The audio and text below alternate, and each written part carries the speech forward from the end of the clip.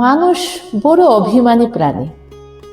সে চায় তার মন খারাপ হলে প্রিয় মানুষটাকে না বললেও সে বুঝে ফেলুক। ফোন করে খানিক ম্লান গলায় হ্যালো বলতেই ওপরের মানুষটা বলুক, তোমার মন খারাপ? তার এলোমেলো চুল খানিকটা লাল চোখ দেখে বলুক, তোমার ঘুম হয়নি রাতে? দুঃস্বপ্ন দেখেছ? টেনশন করছো কিছু নিয়ে?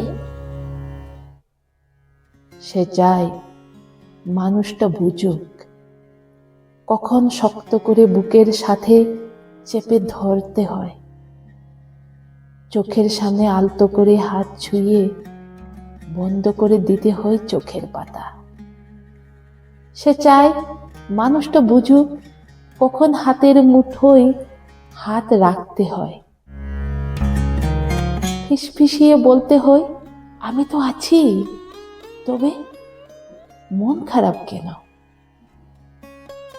সে চায় মাঝরাতিরে সে টের পাক পাশের মানুষটা মাথার নিচের সরে যাওয়া বালিশটা ঠিক করে দিচ্ছে। শেষ রাতে যখন খানিকটা হিম নামে, তখন জড়িয়ে দিচ্ছে চাদরে। সে চায় তার জন্য মাঝরাতিরে কেউ বাড়ি ফেরার অপেক্ষায় থাকুক, মনে রাখুক তার জন্মদিনের কথা, প্রথম দিনের কথা, স্পর্শ ও অনুভূতির কথা। সে চায় তাকে ছুঁয়ে দেখতে গিয়ে কেউ মিথ্যে মিথ্যে অজুহাত বানাক, কেউ কপাল ছুঁয়ে বলুক, দেখি দেখি তোমার জ্বর নই তো?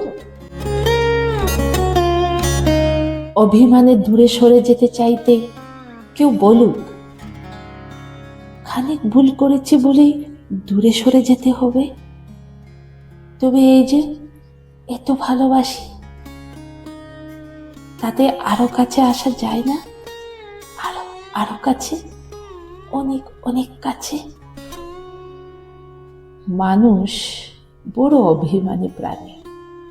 তারা দুজনেই কেবল ভাবে এই সবে ওই মানুষটাই করুক, ওই অন্য মানুষটা।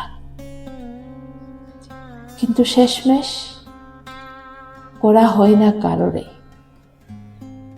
তাই কাছে আসার রঙিন দিনেরা ক্রমাগত দূরে সরে যাওয়ার ধূসর বিবর্ণ গল্প হয়।